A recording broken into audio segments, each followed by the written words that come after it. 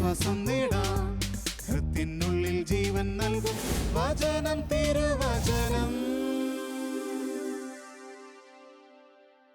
ദൈവത്തിന് സ്തുതി. നമ്മളിന്ന് ധ്യാന വിഷയമാക്കുന്ന തിരുവചന ഭാഗം വിശുദ്ധ യോഹന്നാന്റെ സുവിശേഷം 1-ാം അധ്യായം 19 മുതലുള്ള തിരുവെഴുത്തുകളാണ്. നീ ആരാണ് എന്ന് ചോദിക്കാൻ യഹൂദർ ജെറുസലേമിൽ നിന്ന് പുരോഹിതന്മാരെയും ലേവരെയും അയച്ചപ്പോൾ യോഹന്നാന്റെ സാക്ഷ്യം ഇതായിരുന്നു: ഞാൻ ക്രിസ്തുവല്ല. അവൻ അസന്നിഗ്ധമായി പ്രഖ്യാപിച്ചു. അവർ ചോദിച്ചു, എങ്കിൽ പിന്നെ നീ ആരാണ്? ഏലിയായോ? അല്ല എന്ന് അവൻ പ്രതിവചിച്ചു. അവർ വീണ്ടും ചോദിച്ചു, എങ്കിൽ നീ പ്രവാചകനാണോ? അല്ല എന്ന് അവൻ മറുപടി നൽകി. അവർ വീണ്ടും ചോദിച്ചു, അങ്ങനെയെങ്കിൽ നീ ആരാണ്? ഞങ്ങളെ അയച്ചവർക്ക് ഞങ്ങൾ എന്ത് മറുപടി കൊടുക്കണം? നിന്നെക്കുറിച്ച് തന്നെ നീ എന്തു പറയുന്നു?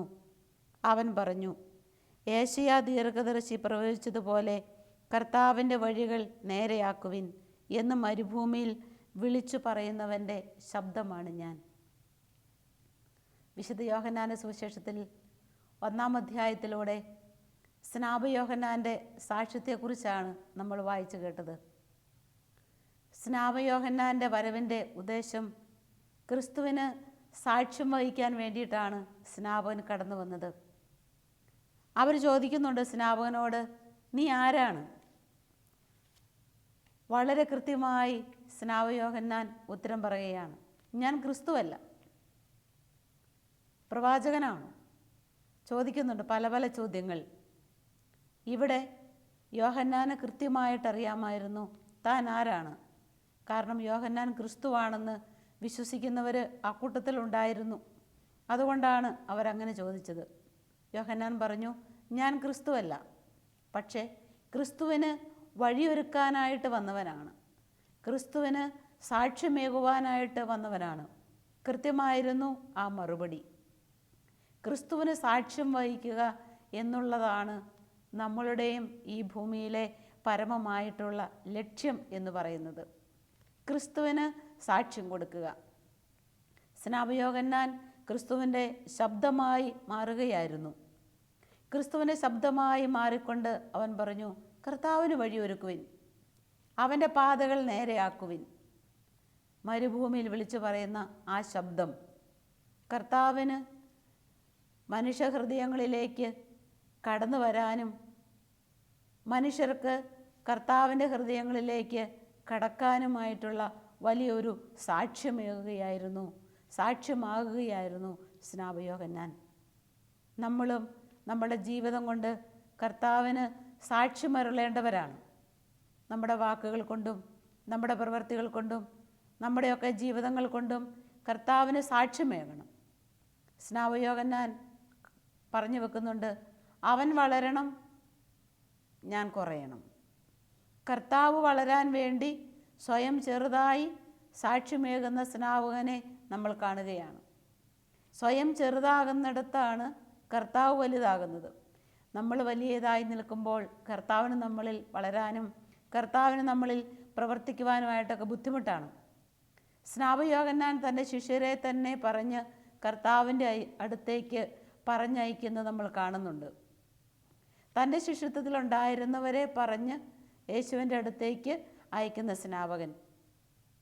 നമ്മളുടെ എല്ലാ കർമ്മമണ്ഡലങ്ങളിലും ക്രിസ്തുവിന് നമ്മൾ സാക്ഷ്യം കൊടുക്കുമ്പോൾ നമ്മളെ തന്നെ മറന്ന് നമുക്കുള്ളതിനെ എല്ലാം കർത്താവിന് സാക്ഷ്യമാക്കി മാറ്റാനായിട്ട് നമുക്ക് സാധിക്കണം. മദർ തെരേസയുടെ ജീവിതത്തിലേക്ക് നമ്മൾ കടന്നു ചെല്ലുമ്പോൾ നമ്മൾ കാണുന്നത് അതാണ്.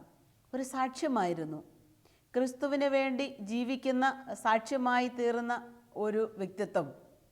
തൻ്റെ വാക്കുകൾ കൊണ്ട്, തൻ്റെ പ്രവൃത്തികൾ കൊണ്ട്, അതിലുപരി തൻ്റെ വിശ്വാസവും തൻ്റെ പ്രവൃത്തിയും കൊണ്ട് സാക്ഷ്യമായി തീർന്ന മദർ തെരേസയുടെ പ്രവൃത്തികളെ ലോകം ആദരിച്ചു. ഇന്ന് വിശുദ്ധ പദവിയിലേക്ക് എത്തി നിൽക്കുമ്പോൾ അത് വലിയൊരു സാക്ഷ്യമായിരുന്നു, എല്ലാ മനുഷ്യരുടെയും മുൻപിൽ സാക്ഷ്യമായിരുന്നു. സ്നാപക യോഹന്നാൻ കർത്താവിന് സാക്ഷ്യം വഹിക്കാനായിട്ട് വന്നതാണ്. അദ്ദേഹത്തിൻ്റെ ആ സാക്ഷ്യത്തിൻ്റെ ഫലമായിട്ടാണ് ആദ്യ ശിഷ്യർ യേശുവിനെ അനുഗമിക്കുന്നത് പോലും തിരുവചനത്തിൽ നമ്മൾ കാണുന്നത്. 1-ാം അധ്യായത്തിൻ്റെ 35 മുതൽ 39 വരെയുള്ള തിരുവെഴുത്തുകളിൽ നമ്മളതാ കാണുന്നത്. ഈശോ തന്നെയും പറഞ്ഞു വയ്ക്കുന്നുണ്ട്, ഞാൻ സത്യത്തിന് സാക്ഷ്യം വഹിക്കാനായിട്ട് വന്നവനാണ്.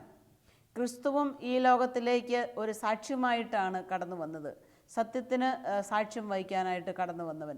അപ്പം നമ്മുടെയൊക്കെ ജീവിതങ്ങൾ സത്യത്തിന് വേണ്ടിയിട്ടുള്ള ഒരു സാക്ഷ്യം വഹിക്കലായിരിക്കുമ്പോൾ അത് മറ്റുള്ളവർക്ക് കൂടുതൽ ഉപകാരപ്രദമാവുകയാണ്, കൂടുതൽ രീതിയിൽ ഗുണം ചെയ്യുകയാണ്. ഒരു വീട്ടിലെ ഒരു സഹോദരൻ ഷെയർ ചെയ്ത ഒരു കാര്യം ഓർക്കുകയാണ്. സിസ്റ്ററെ, ഞങ്ങൾ വളരെ ദാരിദ്ര്യത്തിലും കഷ്ടപ്പാടിലും ദുഃഖദുരിതങ്ങളിലും പട്ടിണിയിലും ഒക്കെ കഴിയുന്ന ഒരു കുടുംബമാണ്. പക്ഷേ ഞങ്ങളുടെ കുടുംബത്തെ മറ്റുള്ളവരൊന്ന് നോക്കിയാൽ, ഒന്ന് വിശകലനം ചെയ്താൽ ഇപ്രകാരമുള്ള ഒരു വിഷമതകളിലൂടെ കടന്നു പോകുന്നവരാണെന്ന് ആരും ഞങ്ങളുടെ ഭവനത്തെ നോക്കി പറയുകയില്ല. അതുപോലെ അവർ ആ ഇല്ലായ്മയെ കർത്താവിൻ്റെ ഒരു സാക്ഷ്യമാക്കി മാറ്റി അവർ തീർന്നിരിക്കുകയാണ്. ഈ കഴിഞ്ഞ ദിവസം സിസ്റ്റർ ധ്യാനമൊക്കെ ആയിട്ട് അമേരിക്കയിലായിരുന്നു. ഷിക്കാഗോ എന്ന് പറയുന്ന സ്ഥലത്ത് ധ്യാനം നടത്തിക്കൊണ്ടിരുന്നപ്പോൾ ഞങ്ങളൊരു വീട്ടിൽ പോകാനായിട്ടിടയായി. ജെയിംസ് എന്നാണ് ആ ഗൃഹനാഥൻ്റെ പേര്. അവിടെ ചെന്നപ്പോൾ, അവരുടെ വീട്ടിൽ ചെന്നപ്പോൾ ജെയിംസിന് 7 മക്കളാണുള്ളത്. 5 ആൺപിള്ളേരും 2 പെൺപിള്ളേരും, 7 മക്കൾ. അപ്പോൾ ജെയിംസ് സംസാരിച്ചുകൊണ്ടിരിക്കുന്നിടയിൽ ആ ഗൃഹനാഥൻ പറയുകയാണ്, പക്ഷേ ഇത്രയും മക്കളെ ഈശോ ഞങ്ങൾക്ക് വേണ്ടി തന്നു, ഇത് മക്കളില്ലാത്തവർക്കൊരു സാക്ഷ്യമായിട്ട് ഞങ്ങൾ തീരുകയാണ്. അപ്പോൾ കുഞ്ഞുങ്ങളെയും കൊണ്ടെല്ലാം പള്ളിയിൽ പോകാൻ വേണ്ടിയിട്ട് വലിയൊരു വണ്ടിയും ഒക്കെ അവർ വാങ്ങിയിട്ടുണ്ട്. എല്ലാവരും കൂടെ ഒരുമിച്ച് പള്ളിയിൽ പോകുന്നു. മറ്റുള്ളവർ കാണുമ്പോൾ ഒരു സാക്ഷ്യമാണ്. കൂടുതൽ കുഞ്ഞുങ്ങളെ ജനിപ്പിച്ചുകൊണ്ട് ക്രിസ്തുവിന് വേണ്ടി സാക്ഷ്യം വഹിക്കുന്ന ഒരു ക്രൈസ്തവ കുടുംബം. വളരെ സന്തോഷമായിരുന്നു ഞങ്ങൾക്ക് ആ വീട്ടിൽ പോയിട്ട്. അവിടെ അപ്പച്ചനുണ്ട്, അമ്മച്ചിയുണ്ട്, ജീവിത പങ്കാളിയുണ്ട്, മക്കളുണ്ട്. നല്ല രസമാണ്. എല്ലാവരും കൂടെയുള്ള ആ ഒരു പങ്കുവയ്ക്കൽ, ആ ഒരു സ്നേഹത്തിൻ്റെ അനുഭവം വാസ്തവത്തിൽ അതൊരു വലിയ സാക്ഷ്യമാണ്. മക്കളില്ലാത്തവരും മക്കൾ വേണ്ട എന്ന് പറയുന്നവരും മക്കളെ ജനിപ്പിക്കാൻ ബുദ്ധിമുട്ടുന്നവരുമായ മനുഷ്യരുടെ മുൻപിൽ ഇവരൊരു സാക്ഷ്യമാണ്. ഇവർ അപ്പനും അമ്മയും 7 മക്കളും കൂടെ പള്ളിയിൽ പോകുന്നു, തിരിച്ചു വരുന്നു. അതല്ലെങ്കിൽ മറ്റെന്തെങ്കിലും പരിപാടികൾക്ക്, പൊതുപരിപാടികൾക്ക് ഒരുമിച്ച് പോകുന്നു, ഒരുമിച്ച് വരുന്നു. എല്ലാവരുടെയും മുൻപിൽ സാക്ഷ്യമേകുന്ന ഒരു ക്രൈസ്തവ കുടുംബം. നമ്മൾക്കൊക്കെ നമ്മളായിരിക്കുന്ന ജീവിതത്തിൻ്റെ ആ മേഖലകളിൽ നിന്നുകൊണ്ട് സാക്ഷ്യം വഹിക്കാനായിട്ട് സാധിക്കുമ്പോൾ അത് വളരെ നല്ല കാര്യമായി തീരുകയാണ്.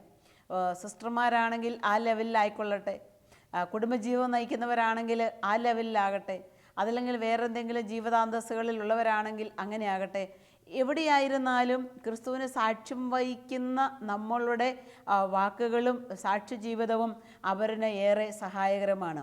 ഇവിടെ യോഹന്നാൻ തൻ്റെ തന്നെ വ്യക്തിത്വത്തെ സാക്ഷ്യപ്പെടുത്തുന്നത് നമ്മൾ കാണുകയാണ്. ആ വ്യക്തിത്വത്തെ സാക്ഷ്യപ്പെടുത്തുന്ന യോഹന്നാനെ തിരുവെഴുത്തിൽ നമ്മൾ കാണുമ്പോൾ ഒരു കാര്യം നമുക്ക് ഉറപ്പാണ്. നീ ക്രിസ്തുവാണോ എന്നാ യോഹന്നാനോട് ചോദിച്ചത്. പക്ഷേ യോഹന്നാൻ പറഞ്ഞു, ആധികാരികമായിട്ട് തന്നെ പറഞ്ഞു, ഞാൻ ക്രിസ്തുവല്ല, ഞാൻ പക്ഷേ ക്രിസ്തുവിന് സാക്ഷ്യം വഹിക്കാൻ വന്നവനാണ്. എന്തല്ല എന്ന് അല്ലെങ്കിൽ എന്താണ് എന്ന് കൃത്യമായി പറയുന്ന യോഹന്നാനെ നമ്മളിവിടെ കാണുകയാണ്. വീണ്ടും യോഹന്നാന് സാക്ഷി നൽകുന്നുണ്ട്. മാമോദീസ നൽകിക്കൊണ്ട് ക്രിസ്തുവിന് സാക്ഷി നൽകുകയാണ്.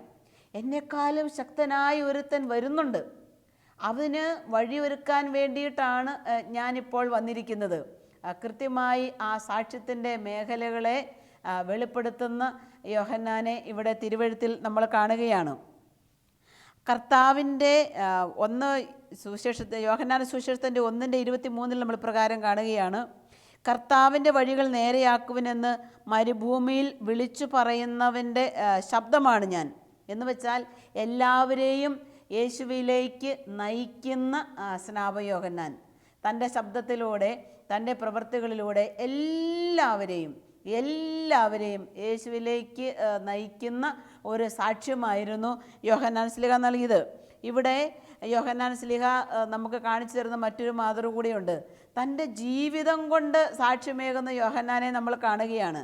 ഈശോയ്ക്ക് വേണ്ടി തനിക്കുള്ളതെല്ലാം മാറ്റിവെക്കുന്നു, തനിക്കുള്ളവരെയും ഈശോയ്ക്ക് വേണ്ടി മാറ്റിവെക്കുന്ന ഒരു സാക്ഷ്യം. അപ്പം നമുക്കുള്ളതിനെയും നമുക്കുള്ളവരെയും ഒരു സാക്ഷ്യമാക്കി മാറ്റാനായിട്ടുള്ള ഒരു വലിയ ഒരു സാക്ഷ്യത്തിൻ്റെ സ്പർശമാണ് ഇവിടെ യോഹന്നാൻ ശ്ലീഹ നമുക്ക് കാണിച്ചു തരിക. വിശുദ്ധ ആഗസ്തീനോസ് ഇതിനെക്കുറിച്ച് പറയുന്ന ഒരു കാര്യമുണ്ട്. നിത്യമായ വചനം മിശിഹായാണ്, പക്ഷേ ആ വചനത്തിൻ്റെ താൽക്കാലിക ശബ്ദമാണ് യോഹന്നാൻ. ആഗസ്തീനോസ് പറഞ്ഞു വെക്കുകയാണ്, നിത്യമായ വചനം മിശിഹായാണ്, പക്ഷേ ആ വചനത്തിൻ്റെ താൽക്കാലിക ശബ്ദമാണ് യോഹന്നാൻ. അപ്പോൾ മിശിഹ നമ്മിൽ ജീവിക്കാനായിട്ട് അനുവദിച്ചാലേ നമുക്ക് ക്രിസ്തുവിന് സാക്ഷ്യം വഹിക്കാനായിട്ട് സാധിക്കുകയുള്ളൂ. യോഹന്നാനിൽ നമ്മൾ കാണുന്നത് ക്രിസ്തു വസിച്ചു. ക്രിസ്തു വസിക്കുന്ന, ക്രിസ്തുവിനാൽ വസിക്കപ്പെടുന്ന ഒരാൾക്ക് ക്രിസ്തുവിൻ്റെ സാക്ഷ്യമായി തീരാനായിട്ട് സാധിക്കുകയുള്ളൂ. അവിടെ നമ്മൾ ആ സാക്ഷ്യത്തിലേക്ക് പോകണമെങ്കിൽ കർത്താവിന് നമ്മുടെ ഹൃദയത്തിലേക്ക് കടന്നു വരാനുള്ള ഒരു വഴി നമ്മൾ ഒരുക്കണം. അല്ലെങ്കിൽ അവരുടെ ഹൃദയത്തിലേക്ക് കർത്താവിന് കടന്നു ചെല്ലാനായിട്ടുള്ള ഒരു കൊച്ചു വഴി നമ്മുടെ ജീവിതം കൊണ്ട് ഒരുക്കാനായിട്ട് നമുക്ക് സാധിക്കണം. അസ്വാർത്ഥതയും അഹങ്കാരവും ധനമോഹവും ജഡേച്ഛകളുമൊക്കെ ആയിട്ടാണ് കഴിയുന്നതെങ്കിൽ അവിടെ ക്രിസ്തുവിന് കടന്നു വരാനായിട്ട് ബുദ്ധിമുട്ടുണ്ട്. ആ ഹൃദയങ്ങളിലേക്ക് ക്രിസ്തുവിനെ കടത്തിക്കൊണ്ട് ചെല്ലാനും ബുദ്ധിമുട്ടുണ്ട്. അപ്പം നമ്മുടെ എല്ലാ മേഖലകളിലേക്കും ക്രിസ്തുവിന് കടന്നു വരാനായിട്ടുള്ള ഒരു വഴി നമ്മൾ എടുക്കണം. അനുതാപത്തിൻ്റെ സ്നാനം യോഹന്നാൻ ശ്ലീഹ നൽകിയപ്പോൾ പുള്ളി കൊടുത്ത സാക്ഷ്യം അതായിരുന്നു. അനുതപിച്ച് പശ്ചാത്തപിച്ച് തിരിച്ചു വരാനായിട്ടുള്ള ഒരു സാക്ഷ്യം കൂടെ അവിടെ യോഹന്നാൻ ശ്ലീഹ നൽകുന്ന നമ്മൾ കാണുന്നുണ്ട്. മനുഷ്യഹൃദയത്തിലെ അഹങ്കാരങ്ങൾ ചിതറിക്കപ്പെടണം. അപ്പോൾ അവിടെ ക്രിസ്തുവിന് കടന്നു വരാനായിട്ട് സാധിക്കും. അസംതൃപ്തിയുടെ ശൂന്യാവസ്ഥകൾ നികത്തപ്പെടാനായിട്ട് സാധിക്കണം. വഴികളും കുന്നുകളും എല്ലാം നികത്തപ്പെടണം. അതാണ് യോഹന്നാൻ തൻ്റെ ശബ്ദത്തിലൂടെ വിളിച്ചു പറഞ്ഞ് സാക്ഷ്യമേകിയത്. ഓരോ ക്രൈസ്തവൻ്റെയും കടമയും ദൗത്യവുമാണ് മിശിഹായ്ക്ക് സാക്ഷ്യം വഹിക്കുക എന്നുള്ളത്. അല്ലാതെ ഏതാനും പേരുടെ അല്ലെങ്കിൽ ഏതാനും പേരിൽ മാത്രം ഒതുങ്ങി നിൽക്കുന്ന ഒരു കാര്യമല്ല. ക്രിസ്തുവിന് സാക്ഷ്യം വഹിക്കുക ഓരോ ക്രൈസ്തവൻ്റെയും ഓരോ ക്രിസ്ത്യാനിയുടെയും കടമയാണ്, ദൗത്യമാണ് ക്രിസ്തുവിന് സാക്ഷ്യം വഹിക്കുക എന്നുള്ള കാര്യം. മാത്രമല്ല സഭ തന്നെ ക്രിസ്തുവിന് സാക്ഷിയാകേണ്ടതായിട്ടുണ്ട്. അപ്പോൾ സഭ തന്നെ ക്രിസ്തുവിന് സാക്ഷിയാണെങ്കിൽ സഭയിലെ അംഗങ്ങളായിരിക്കുന്ന നമ്മളും ക്രിസ്തുവിൻ്റെ സാക്ഷികളായി തീരുകയാണ്. ഞങ്ങൾ ഒരു വീട്ടിൽ പ്രാർത്ഥിക്കാനായിട്ട് ചെന്നപ്പോൾ 15 വർഷമായി തളർന്ന് കട്ടിലിൽ കിടക്കുന്ന ഒരു സഹോദരിയെ കണ്ടുമുട്ടി. 18 വർഷമായി തളർന്ന കട്ടിലിൽ തന്നെയാണ് കിടപ്പ്. ഈ സഹോദരി പറഞ്ഞൊരു കാര്യമുണ്ട്, സിസ്റ്ററെ, ഞാൻ വളരെ സന്തോഷവതിയായിട്ടാണ് ഇവിടെ കഴിയുക. എൻ്റെ ഈ രോഗത്തിലൂടെ ഞാൻ എൻ്റെ ഈശോയ്ക്ക് സാക്ഷ്യം വഹിക്കുന്നുണ്ട്. ഈ ചേച്ചിയെ കാണാൻ ചെല്ലുന്ന എല്ലാവർക്കും ഈ ചേച്ചി കൊടുത്തു വിടുന്ന ഒരു സമ്മാനമുണ്ട്, സന്തോഷം. ഈ ചേച്ചിയോട് സംസാരിക്കുന്നവർക്ക് സ്വന്തമായിട്ട് കിട്ടുന്ന ഒരു സമ്മാനമുണ്ട്, ഈശോയെക്കുറിച്ചൊരു വാക്ക് അവിടെ പറയും. എന്നിട്ട് പറയും, എൻ്റെ ഈശോ എനിക്ക് തന്ന ഒരു ചുരുങ്ങിയ നാളത്തെ ഒരു സഹനമാണ്, ഒരു ചുരുങ്ങിയ നാളത്തെ ഒരു സമ്മാനമാണ് ഈ രോഗം. അതുകൊണ്ട് എനിക്കിപ്പം യേശുവിന് വേണ്ടി പ്രവർത്തിക്കാൻ സാധിക്കുന്നത് ഏക മേഖല എന്ന് പറയുന്നത് ഞാൻ കിടക്കുന്ന ഈ കട്ടിലും ഈ കിടപ്പുമാണ്. അപ്പം ഈ കട്ടിലിൽ കിടന്നുകൊണ്ട്, രോഗിയായി കട്ടിലിൽ കിടന്നുകൊണ്ട് ക്രിസ്തുവിന് വേണ്ടി സാക്ഷ്യം വഹിക്കുന്ന ഈ സ്ത്രീ ലോകത്തിന് മുഴുവൻ ഒരു മാതൃകയാണ്. ആ സ്ത്രീയുടെ സാന്നിധ്യം ആ സ്ത്രീയെ കണ്ടുമുട്ടുന്ന എല്ലാവർക്കും ആനന്ദം പകരുകയാണ്. അപ്പോൾ നമ്മളായിരിക്കുന്ന ഏത് ചുറ്റുപാടുകളിലും അവിടെ വസിച്ചുകൊണ്ട് ക്രിസ്തുവിന് സാക്ഷ്യം വഹിക്കുമ്പോൾ ക്രിസ്തു നമ്മളിൽ വളരുകയാണ്. അപ്പം ജീവിത സാക്ഷ്യമുണ്ടെങ്കിൽ വാക്കും പ്രവൃത്തിയൊക്കെ, നമ്മുടെ വാക്കും പ്രവൃത്തിയൊക്കെ മറ്റുള്ളവർക്ക് കൂടുതൽ സ്വീകാര്യമാകുന്ന നമ്മുടെ വാക്ക് സ്വീകാര്യമാകണം, നമ്മുടെ പ്രവൃത്തി സ്വീകാര്യമാകണം. വാക്കും പ്രവൃത്തിയും തമ്മിൽ ഒരു ചേർച്ചയില്ലായെങ്കിൽ അവിടെ ഒരു സാക്ഷ്യം വഹിക്കൽ നമുക്ക് ബുദ്ധിമുട്ടായിട്ട് തീരുകയാണ് ചെയ്യുന്നത്.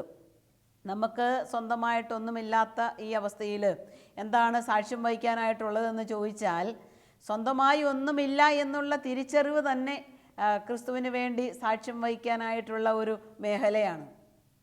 കഴിഞ്ഞ ദിവസം ഞങ്ങളൊരു വീട്ടിൽ ചെല്ലാനായിട്ട് ഇടയായി. അവിടെ ഞങ്ങൾ അച്ഛനും ഉണ്ടായിരുന്നു, വീട് ബ്ലസ് ചെയ്യാനായിട്ട് പോയതാണ്. അവിടെ ചെന്നപ്പോൾ അവിടെയുള്ള ഒരു അപ്പച്ചൻ ഞങ്ങളോടൊരു കാര്യം പങ്കുവെച്ചത് ഇപ്രകാരമാണ്, സിസ്റ്ററെ, ഞങ്ങളുടെ ഈ വീടിൻ്റെ നാഥൻ യേശുവാണ്. അവരുടെ ചുറ്റുവട്ടത്തുമൊക്കെ എല്ലാ സമുദായക്കാരും ജീവിക്കുന്ന ഒരു സ്ഥലമാണ്. പക്ഷേ ആ വീടിൻ്റെ മുൻപിൽ മലയാളത്തിൽ എഴുതി വെച്ചിട്ടുണ്ട്, ക്രിസ്തുവാണ് ഈ വീടിൻ്റെ നായകൻ. ക്രിസ്തുവാണ് ഈ വീടിൻ്റെ നായകൻ. അവൻ പറയുകയാണ്, ഞങ്ങളിത് എഴുതി വെച്ചേക്കുന്നത് ക്രിസ്തുവാണ് ഈ വീടിൻ്റെ നായകൻ എന്ന് എല്ലാവരും വായിച്ചിട്ട് പോകണം.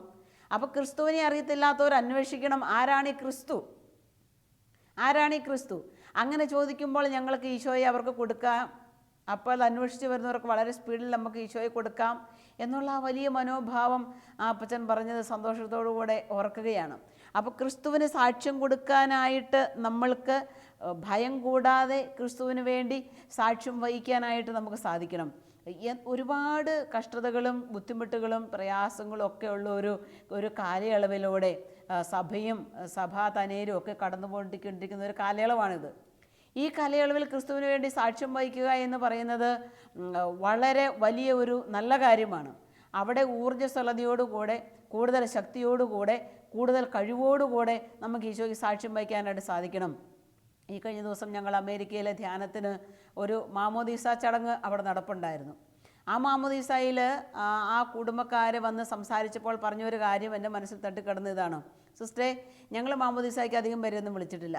കൊച്ചിൻ്റെ അപ്പച്ചനും അമ്മച്ചിയും പിന്നെ വല്യപ്പനും വല്യമ്മയും അത്യാവശ്യം സഹോദരങ്ങളും മാത്രം.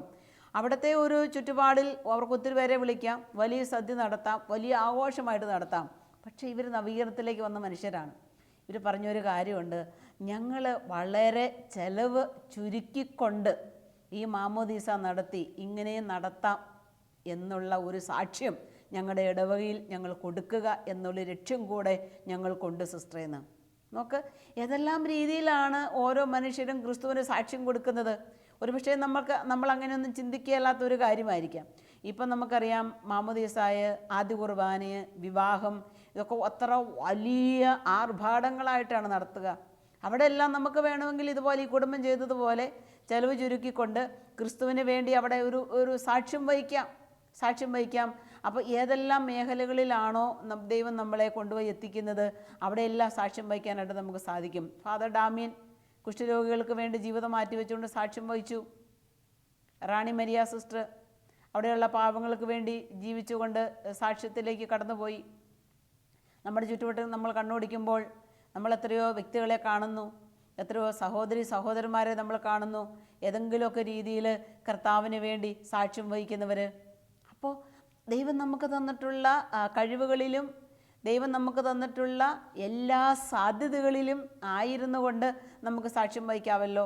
അപ്പം അടുക്കള തൊട്ട് ജോലി ചെയ്യുന്നവർ മുതൽ വലിയ ശമ്പളത്തിൽ ജോലി പറ്റുന്നവൻ വരെ ആർക്കും ക്രിസ്തുവിനെ എപ്പോഴും പരിചയപ്പെടുത്തുകയും ക്രിസ്തുവിന് വേണ്ടി സാക്ഷ്യം വഹിക്കുകയും ചെയ്യാം. നമ്മുടെ ചിലപ്പോൾ ഒരു കുഞ്ഞു വാക്കായിരിക്കും, അല്ലെങ്കിൽ ഒരു കുഞ്ഞൊരു അഭിനന്ദനമായിരിക്കും, അല്ലെ ചെറിയൊരു രീതിയിലുള്ള ഒരു പ്രോത്സാഹനമായിരിക്കും, അതല്ലെങ്കിൽ നമ്മളൊരു ദശാംശം നൽകിക്കൊണ്ടായിരിക്കും, അല്ലെങ്കിൽ എൻ്റെ ജീവിതത്തിലേക്ക് കടന്നു വന്ന ഒരു തിക്തമായ അനുഭവത്തിന് ഞാൻ തക്കതായ രീതിയിലുള്ള ക്ഷമ നൽകിക്കൊണ്ടായിരിക്കും.